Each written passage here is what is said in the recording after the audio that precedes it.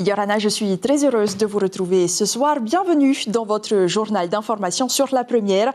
Dans l'actualité de ce lundi, Nicole Bouteau démissionne et affiche ouvertement son désaccord avec le président du pays et le gouvernement. La désormais ancienne ministre du Tourisme et du Travail claque la porte pour être en accord, dit-elle, avec ses convictions. Elle l'attendait avec impatience et c'est désormais chose faite.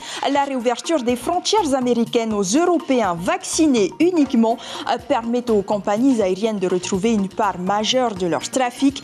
Les États-Unis qui peinent pourtant à vacciner leur population, 58% des habitants seulement sont vaccinés, nous dira Juliane Favenec.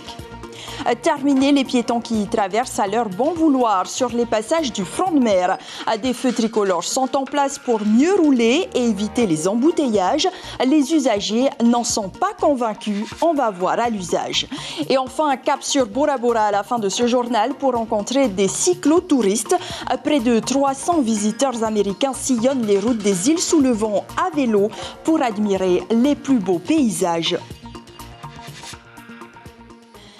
Elle n'en peut plus des voix discordantes de Gaston Tong-Sang et de TRI Alpha qui résonnent jusque sur la place publique. Nicole Bouteau, déçue de la décision du président du pays vis-à-vis de l'ex-vice-président qui s'interroge. Est-ce que le poids politique de TRI Alpha a pesé dans la balance? Pour elle, il n'est plus possible de faire partie d'un gouvernement au-dessus des lois. Stéphane Ratino, Marcel Bonneau. Nicole Bouteau s'est assise devant son bureau, sans cérémonial ministériel. Le verbe est clair, mais sa voix parfois laisse transparaître un peu d'émotion. À sa gauche sur le mur, une grande photo du président Fritsch. Derrière elle, un cliché avec tous les ministres, celui des temps heureux. Elle convoque ses principes, ses valeurs. Les mots exemplarité, crédibilité redoublent dans son discours. Nous ne sommes pas audibles, dit-elle, par la population. Sa démission signe sa cohérence, précise-t-elle. C'est une obligation morale. Il y a une question de cohérence lorsque l'on met en place des dispositions telles que celle-là. Il s'agit d'une politique publique de santé pour lutter contre une pandémie sans nom. Il n'est pas possible que des responsables politiques puissent avoir une position qui est finalement une position individuelle où finalement l'intérêt collectif ne prime pas. Dans cet immeuble du ministère du Tourisme, c'est donc joué un nouvel acte de la séquence politique ouverte par le mariage du vice-président. Et des débats et des discussions dans ce moment sociétal où la pression vaccinale se traduit par un arsenal législatif. Les tensions traversant la vie de l'exécutif apparaissent donc au grand jour comme conséquence d'une communication de crise mal maîtrisée. La conférence de presse du ministre Alpha a ajouté au grief de la ministre Bouteau. À aucun moment, un mot de compassion envers toutes les familles.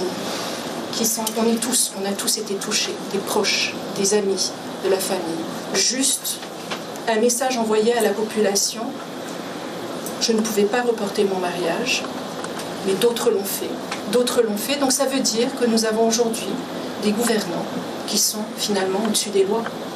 Au-dessus des lois au moment les plus durs de la crise et au-dessus des lois sur une politique publique qui est juste importante aujourd'hui, qui est celle de la vaccination. La fermeté affichée en conseil politique n'a pas été celle de la décision qui a été prise au final. Comment peut-on accepter uniquement que ce soit finalement le poste de vice-président qui soit retiré au vice-président, mais qu'il puisse continuer à siéger au sein du Conseil des ministres en expliquant qu'il ne peut pas se faire vacciner? Une démission de ministre, ce n'est pas une première, mais cet acte singulier prolonge la fragilité et les doutes de la société. D'autant que la Covid n'est pas derrière nous. Dans la rue, ces divergences interrogent le citoyen. Nous, on ne peut pas juger ces corps. On ne peut pas. Il n'y a que elle qui sait pourquoi il a quitté son poste de travail. J'ai l'impression que ça ne va pas au niveau de notre gouvernement. Et bon courage à tous, quoi. Cette démission de Nicole Bouteau concerne seulement son ministère. Elle reste membre du Tapura, remerciant Édouard Fritsch de sa confiance et de son bilan. La présidence n'a pas réagi officiellement à ce départ. La politique est l'art délicat de gérer les contraires. Un exercice pratique attend désormais l'exécutif. Nicole Boutot devrait être la seule à quitter le gouvernement. De son côté, Gaston Tong-Song ne peut pas être démis de ses fonctions de président de l'Assemblée. Le ministre de la Santé, quant à lui, a déclaré qu'il n'avait pas l'intention de démissionner. Nicole Boutot retrouvera, elle, son siège de représentante à l'Assemblée à la place d'Ivana Tixier-Pomaré. Par ailleurs, elle a aussi affirmé avoir déposé sa candidature pour les élections législatives dans la première circonscription. Selon nos informations, voici les candidats du Tapura.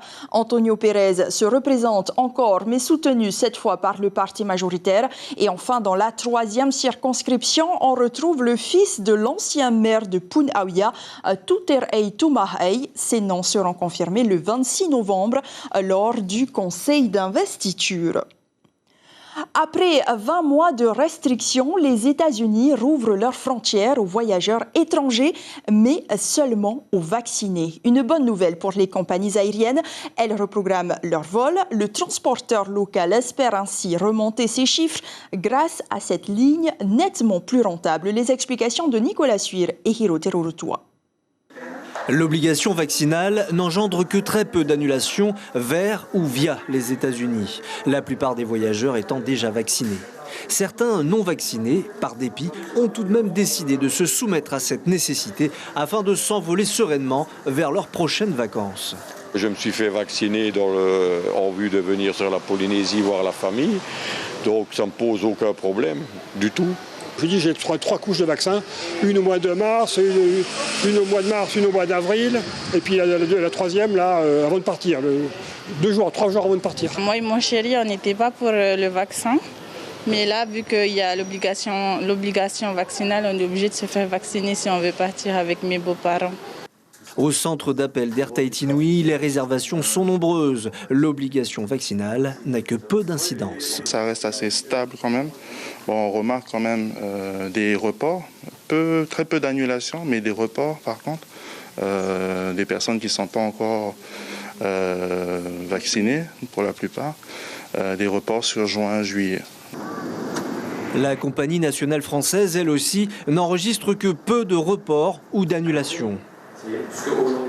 Il n'y a pas du tout de fléchissement dans le nombre de réservations, que ce soit pour les États-Unis et ou pour Paris via Los Angeles. On est plutôt sur une tendance haussière, jour après jour, là depuis plus de 10 jours, avec une augmentation du nombre de réservations. Le délégué régional d'Air France nous informe que les vols sont quasiment tous pleins vers les États-Unis. La direction d'Air Tahiti Nui, elle, nous rappelle que les Américains représentent plus de 40% de sa clientèle. Une décision qui intervient alors qu'un troisième rappel s'impose dans le monde. C'est le cas en Polynésie, en métropole et aux États-Unis. Juliane Favnek. Oui, en effet. Alors, on va commencer justement par les États-Unis. Il faut savoir, et vous l'avez dit, qu'il y a moins de 60% de la population qui est complètement vaccinée. Mais depuis septembre, ils ont autorisé la troisième dose. Et donc, aujourd'hui, on compte 5,7% de la population américaine qui a reçu cette troisième dose. Alors, à qui elle s'adresse ? Eh bien, elle s'adresse d'abord, pour commencer, aux plus de 65 ans. Ensuite viennent les personnes de plus de 18 ans fragiles, bien sûr, et les personnes de plus de 18 ans qui travaillent avec des personnes fragiles ou dans des environnements avec des personnes fragiles. Donc, par exemple, ils estiment que dans les écoles ou encore dans les supermarchés, les personnes peuvent accéder à cette troisième dose. Alors, quel type de vaccin pour le rappel ? Eh bien, ils estiment qu'il y a d'abord le Pfizer, 6 mois après la dernière dose.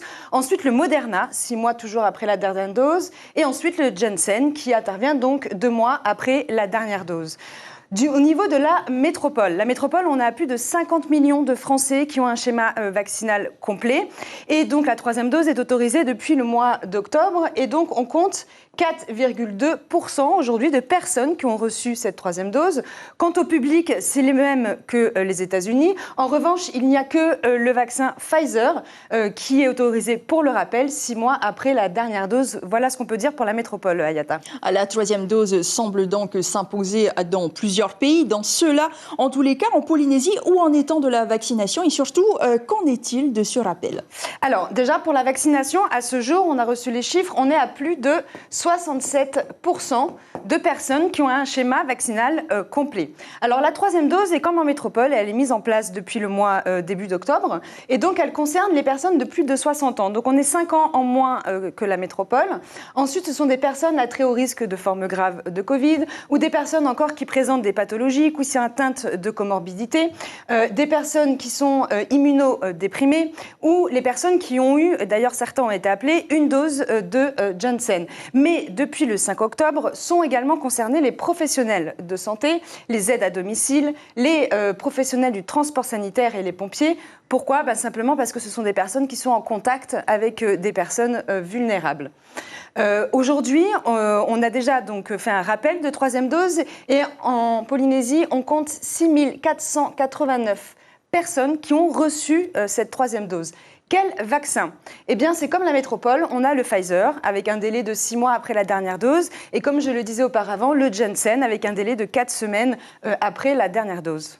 Plus de 6000 personnes seulement. Dites-nous, Juliane, pourquoi cette dose est nécessaire ? Parce qu'en fait, l'immunité contre le Covid commence à diminuer au bout de 6 mois et justement, l'OMS commence à s'inquiéter et voit déjà que d'ici février 2022, il pourrait y avoir 500 000 décès liés au Covid dans le monde. Alors, il faut savoir que Pfizer a quand même étudié la question de la troisième dose. Ils ont donc fait des études et selon l'étude, ils ont estimé que la troisième dose était efficace à 95,6% contre le Covid. Merci beaucoup, Juliane Favnek, pour toutes ces explications. Et nous en saurons plus sur la politique vaccinale à mener demain lors de l'allocution d'Emmanuel Macron. Vous pourrez la suivre en direct sur les antennes de la première à 9h. Au Fénois, les autorités sanitaires œuvrent dans le même temps pour une autre campagne de vaccination contre la grippe. Elle se déroule jusqu'au 31 janvier 2022. Les détails avec le docteur Philippe Biarrez dans votre émission L'Invité Café demain matin. Attention aux feux tricolores installés sur le front de mer à hauteur de Toata et de Paofei.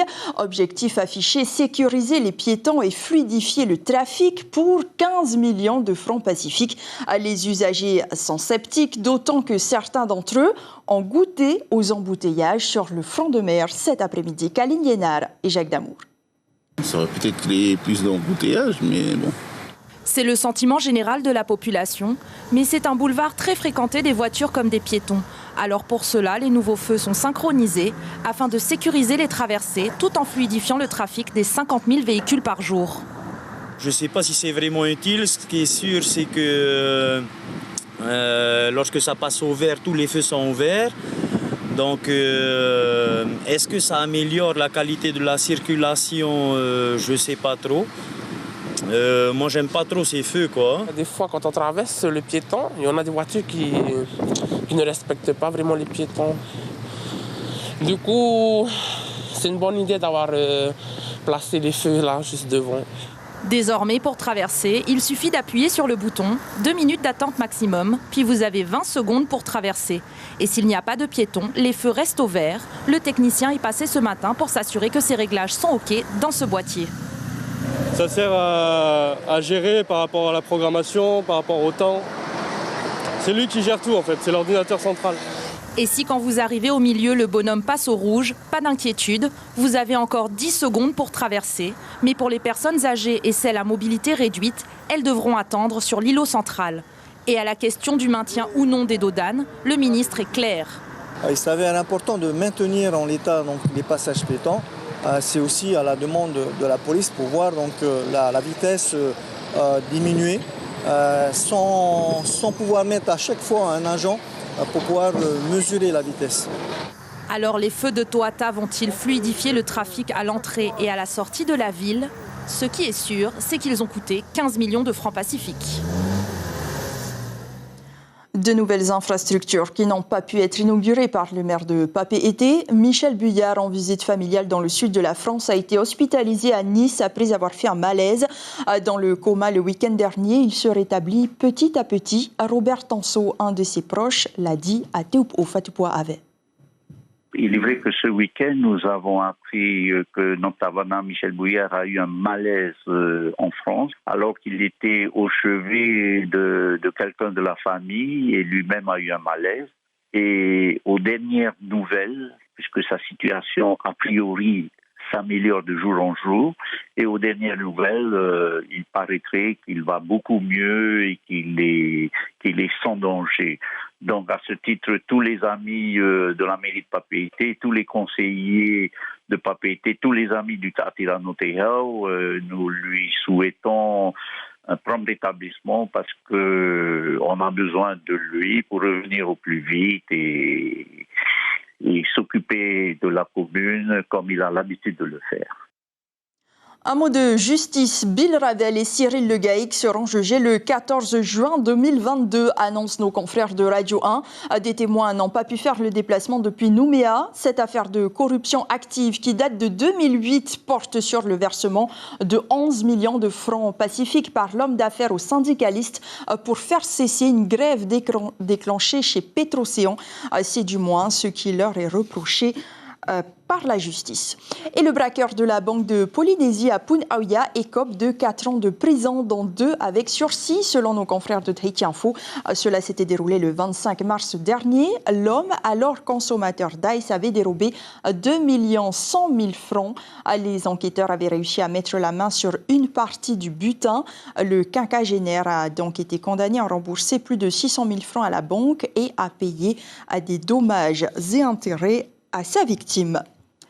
C'est un combat qui promet d'être spectaculaire. Le boxeur tahitien Okini Cummings, étoile montante de la boxe locale, affrontera le Français Brian Gued. Âgé de 23 ans et originaire d'Auvergne, il est arrivé hier soir à Tahiti pour cette rencontre prévue vendredi soir à Fataoua. Un combat professionnel prévu en 6 rounds de 3 minutes. Les 2 combattants s'opposeront dans la catégorie des super mi-moyens avec un poids de 69,8 kg. Le boxeur français répond à Ismaël Tahiata. Je suis prêt à boxer n'importe qui. Et puis c'est une opportunité qui s'offre à moi, donc je ne peux pas refuser. Je suis jeune et il faut y aller. J'ai entendu que c'était un très bon boxeur, que c'était un vaillant comme moi et je pense qu'on va faire une belle guerre.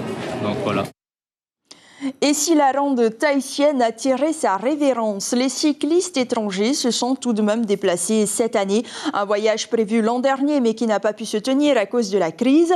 En 2021, les amateurs de voyage ont pu faire le tour des îles sous le vent avec pour dernière escale évidemment la perle du Pacifique. Le reportage de notre correspondante Rosanna Ayhuta.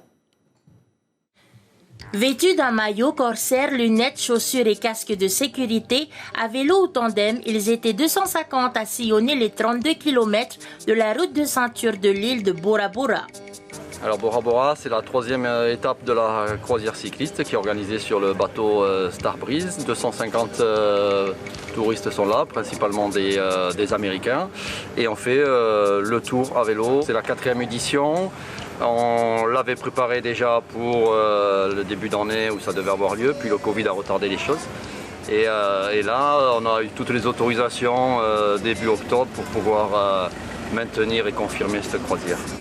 Parmi les croisiéristes, des Espagnols, Canadiens, mais surtout plus de 180 Américains venus en nombre pour un parcours plus touristique que sportif, tous sous le charme de la carte postale. What do I think of Bora Bora? This is beautiful, but the whole Polynesian area is gorgeous. French Polynesia. Bien plus qu'une course, la ronde tahitienne met aussi en avant la découverte de l'histoire de Bora Bora, sa culture ou encore la dégustation de nos produits locaux offerts à tous les participants pour l'occasion.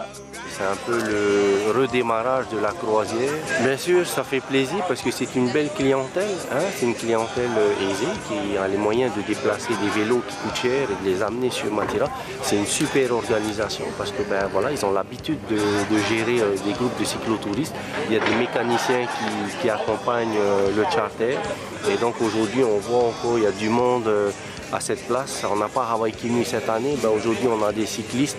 Voilà, on est content de remplir un peu notre île d'animation. Suite de la ronde tahitienne à 89 km seulement sur l'île mythique de Huahine. Enfin, un clin d'œil à un artiste pour clore ce journal. Kanaki expose son savoir-faire à la galerie Take Me Back to Tahiti au centre Weima. Des œuvres aussi originales que variées sur différents supports. Impression, linogravure, sérigraphie, toile, papeterie, textile, il y en a pour tous les goûts. Cet artiste plasticien autodidacte, imprimeur sérigraphe, base ses créations sur la dénonciation de processus d'acculturation engendrés par la société de consommation qui tendent à couper les objets de leurs histoires. L'exposition est visible jusqu'au 15 novembre. C'est la fin de ce journal. Nous retiendrons cette information pour ce lundi 8 novembre. Nicole Bouteau démissionne du gouvernement pour marquer son opposition aux décisions prises par le président du pays vis-à-vis de Thierry Alpha, qui refuse de se faire vacciner. Gaston Tong-Song aussi. C'est une question de cohérence, explique-t-elle. Nous saurons lundi ou mercredi prochain le nom de son successeur. Nicole Bouteau, qui a par ailleurs aussi annoncé avoir déposé sa candidature pour les législatives. Ce soir, la première vous propose 2 épisodes d'une série télévisée britannique, The Bay, puis à 21h, un téléfilm Romance sous les tropiques.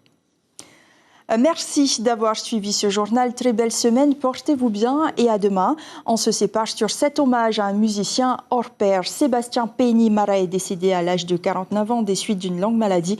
Ancien technicien à Radio Tefana, il était reconnu pour ses talents de batteur. Au revoir, cher ami, et à bientôt, chose promise, nous allons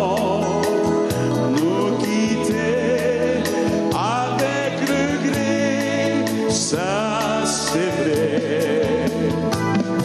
Merci, merci pour ton accueil chaleureux. Nous te souhaitons avec regret, ça c'est vrai. Au revoir, cher ami.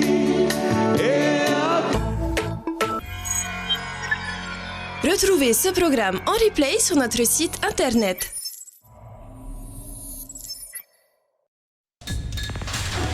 L'information en continu sur Polynésie la première, internet et réseaux sociaux.